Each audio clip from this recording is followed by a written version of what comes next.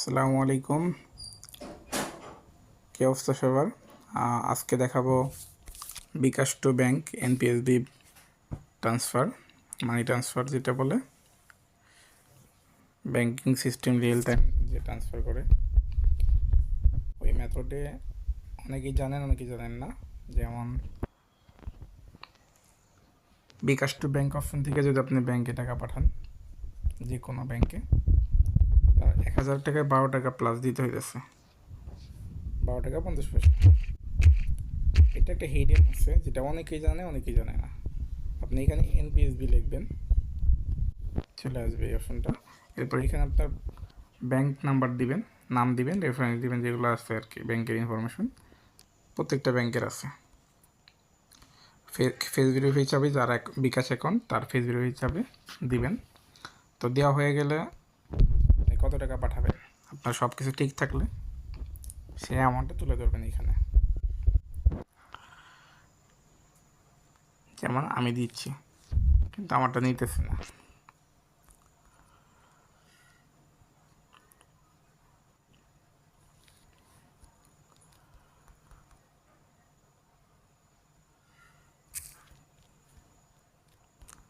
একটু দেখায়নি আপনাদের এখানে হাজারে ওই ওই ওই পাশ থেকে যখন আমি বাইরে থেকে ট্রান্সফার করতে গেছিলাম বিকাশ টু ব্যাংক, তখন আমার 12 টাকা 50 পয়সা কাটছে, আর এখন কাটতেছে 8 টাকা 50 পয়সা।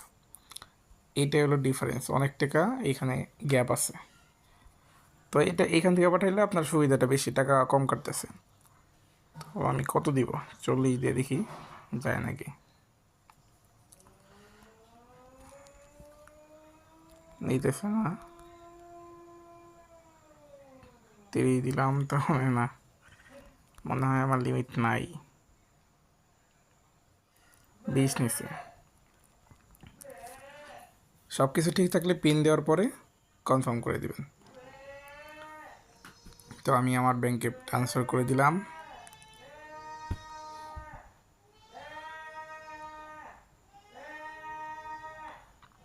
অল্প কিছুক্ষণের মধ্যে আমার ব্যাংকে এসএমএস চলে আসবে, ট্রান্সফার সফল হয়েছে। 170 টাকা কাটলো। এই সেম জিনিসটা যদি আমি বিকাশ টু ব্যাংকে সামনে থেকে করতাম,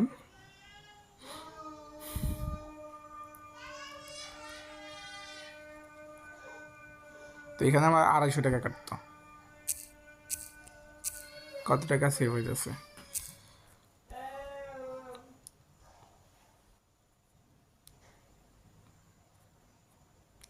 তো এর আগেও আমি টাকা পাঠাইছি, এই যে